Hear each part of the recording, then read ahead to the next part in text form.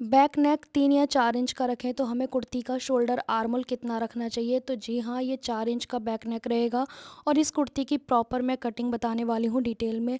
यहाँ पर आप देख सकते हैं सिंपल सा नेक डिज़ाइन है और स्लीव्स पर हमने पिन टेक्स्ट डाले हुए हैं। तो चलिए स्टार्ट करते हैं सिंपल सी कुर्ती की कटिंग करना। यहाँ पर मैंने इसकी लेस को हटा लिया है, फ्रंट में जो पैच दिया है उसे भी हटा लिया है। अब इसमें एक प्रॉब्लम है, जैसे कि प्रिंट जो है ना वो एक साइड को है, तो इस प्रिंट को हमें एक साइड में होता है तो हमें दोनों पार्ट अलग अलग कट करने होते हैं। जब भी इस तरह का प्रिंट होता है ना तो हमें दोनों ही पार्ट अलग अलग कट करने चाहिए प्रिंट के हिसाब से। ये ऑल ओवर भी हो सकता है, ये कंट्रास्ट में भी हो सकता है, उससे कोई फ़र्क नहीं पड़ता, हमें तो प्रिंट के हिसाब से देखना है। बहुत सारे लोगों के क्वेश्चन आते हैं कि आड़े में प्रिंट है तो कैसे कट करें। तो जैसे मैंने कहा, चाहे कपड़ा आड़े में हो चाहे आपका सीधे में हो, जैसा प्रिंट दिया है उसके हिसाब से चलना पड़ेगा। फिर हमें किनारी के हिसाब से नहीं चलना होता, फिर हमें प्रिंट के हिसाब से चलना होता है। तो पहले मैं फ्रंट पार्ट के लिए कपड़ा डबल फोल्ड में कर दूंगी। जितनी ज़रूरत है उतना ही फोल्ड करें। जैसे कि हिप साइज़ जितना भी होता है ना उसका फोर्थ पार्ट प्लस 2.5 इंच या 2 इंच होना चाहिए साइड से मार्जिन। ठीक है। आप कमेंट करते हो लूजिंग और मार्जिन में क्या अंतर है? मार्जिन जो होता है वो एक्स्ट्रा फैब्रिक को बोलते हैं जो हम ढीले टाइट करने के लिए छोड़ते हैं।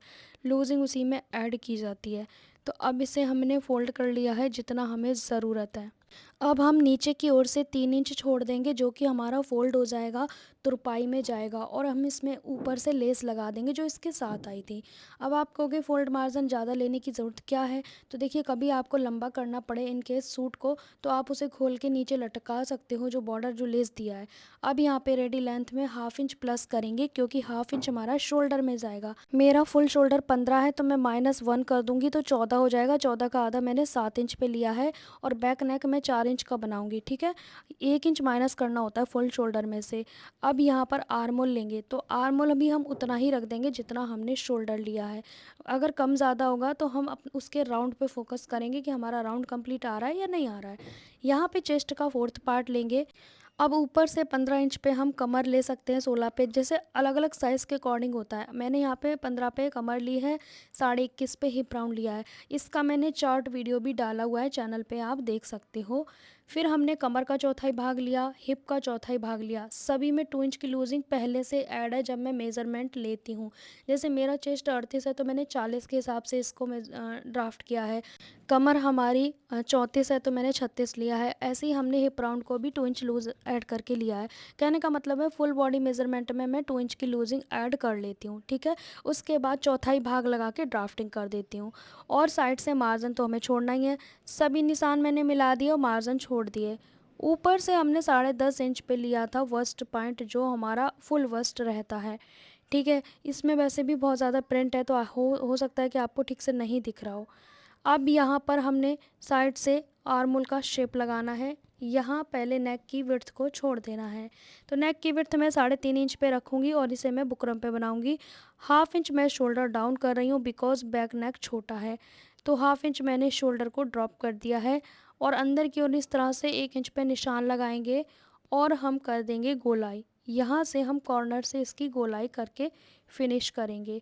गोलाई करना मैंने बहुत बार सिखाया है। शोल्डर आर्मोल कितना लेना है बैक नेक के अकॉर्डिंग, उस पे कम से कम 20-25 से ज़्यादा वीडियोस हैं तो आप देख सकते हैं दोनों ही चैनल पे। सेकंड चैनल पे क्लास चल रहा है जो कि सिलाई कोर्स रहेगा, आप चाहे तो देख सकते हैं। हमारे सेकंड चैनल का लिंक कम्युनिटी पोस्ट पर मिल जाएगा जिस पे मैं शुरू से सिलाई सिखा रही हूँ अकॉर्डिंग टू बिगनर, जैसे कि तुरपाई से स्टार्ट किया है। आज हमारी क्लास जो है वो 150 के आसपास होने जा रही है। अगर आपको सीखना है तो सेकंड चैनल पर देख सकते हैं। बिल्कुल फ्री सिलाई कोर्स चल रहा है। 1 बजे वीडियो अपलोड हो जाता है। आप कमेंट करते हो कि लाइव आते हो या जूम करते हो, क्या करते हो? तो बस मैं 1 बजे वीडियो डालती हूँ, वही मेरी सिलाई की क्लास होती है। यहाँ पे हम फ्रंट पार्ट को कट कर देंगे। इस तरह से फिनिशिंग से कट करना है ताकि छोटा बड़ा होने का कोई चांस ना रहे। अब हमें बैक पार्ट कट करने से पहले सोचना है कि दूसरा जो पार्ट निकालना है उसका प्रिंट भी सेम ऊपर की ओर होना चाहिए। जैसे कि फ्रंट का होता है वैसे ही हमें ऊपर की ओर करना है बैक पार्ट का प्रिंट भी। तो कपड़े को कर लेंगे डबल फोल्ड में और प्रिंट वैसा ही रहेगा जैसा है। अब इसके ऊपर हम रख देंगे जो हमने फ्रंट पार्ट कट किया है उसी को इसके ऊपर रख देंगे ताकि हमारा जो प्रिंट है वो सेम आ सके दोनों ही पार्ट्स में। चौड़ाई उतनी ही लेंगे जितनी की ज़रूरत है, क्योंकि हमें साइड से बाजू की कटिंग भी करनी होती है। अगर आप फुल स्लीव बना रहे हैं तो कपड़े को बहुत लिमिटेड यूज़ करें। तो इस तरह से चौड़ाई को मेज़र कर लें इंची टेप से। अब इसके ऊपर हम रख देंगे फ्रंट के पार्ट को। आप हमारे इसी चैनल की प्लेलिस्ट को ज़रूर चेक करें। हर तरह की पैंट की, सलवार की, लहंगे की, अनारकली की सभी वीडियो मेरे इस चैनल पे मिल जाएंगी। ढेर सारी ब्लाउज़ की वीडियो मिल जाएंगी। आप हमारे चैनल पे देखोगे तो शोल्डर आर्मोल की भी ढेर सारी वीडियो, लेकिन वो बैक नेक के अकॉर्डिंग रहेंगी। तो आपको सभी वीडियोज़ देखनी चाहिए, तभी समझ में आएगा कि शोल्डर आर्मोल क्या होता है, कैसे लेना होता है। ठीक है, तो अब हमने फ्रंट पार्ट को इसके ऊपर रख दिया है। अब हम बिल्कुल एज इट इज़ कट करेंगे सारा, लेकिन ऊपर की ओर से हम हाफ इंच या पौना इंच बढ़ा लेंगे बैक पार्ट के लिए। ये क्यों बढ़ाया जाता है? ये इसलिए बढ़ाया जाता है ताकि हमारा जो बैक आर्मोल है वो छोटा ना पड़े। अगर बैक आर्मोल छोटा पड़ेगा तो नेक सारा फ्रंट की ओर गिरने लगेगा, फिर वो लूज़ होने लगेगा नेक। ठीक है, तो यही कारण होता है, हमें मतलब अपना बैक पार्ट बढ़ाना होता है। बस आर्मोल को कंप्लीट करने के लिए बढ़ाना होता है, और कोई कारण नहीं है।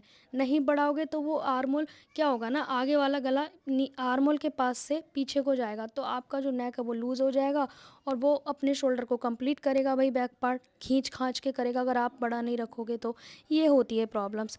बाकी हमें कमर, हिप और नीचे लेंथ पे कट लगाना है, ताकि जब आप स्टिचिंग करें तो कट से कट मिलाकर कर सकें।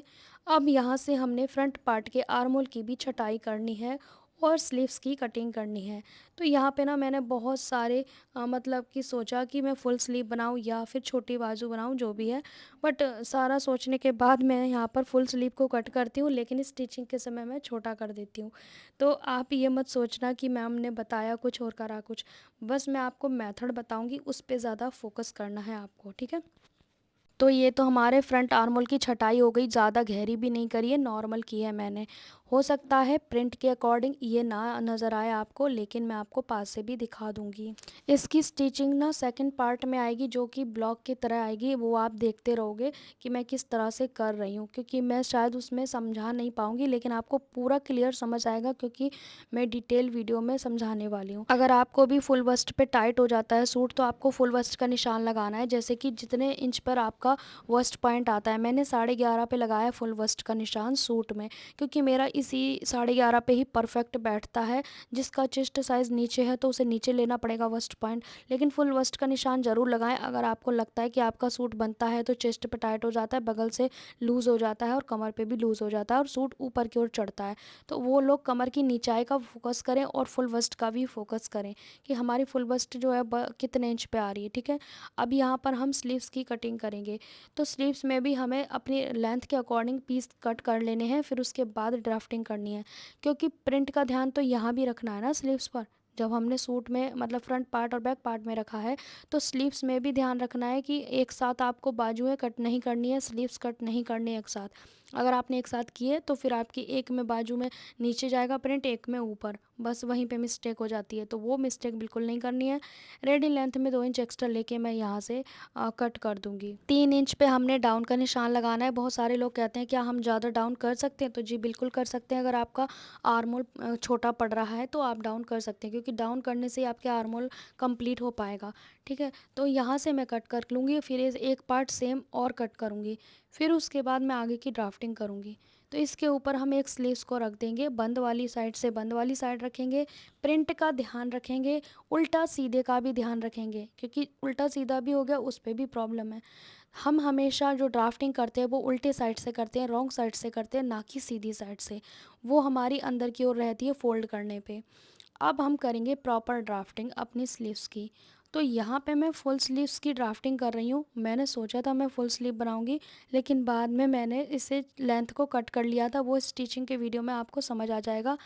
कटिंग में कोई चेंजेस नहीं होते हैं, कटिंग सेम रहती है, बस लंबाई को कम या ज़्यादा किया जा सकता है।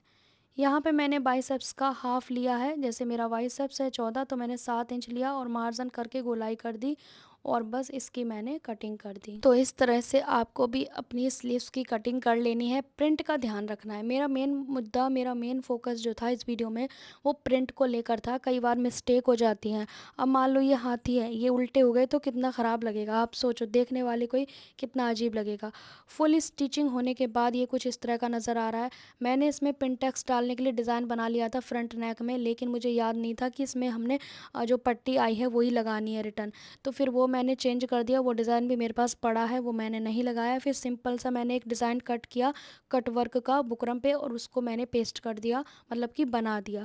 और पहले लगानी होती है बॉर्डर पट्टी, जो इसकी फ्रंट नेक में बॉर्डर पट्टी आई है पहले उसे लगाते हैं सेंटर में, फिर उसके बाद ही हमें नेक बनाना होता है।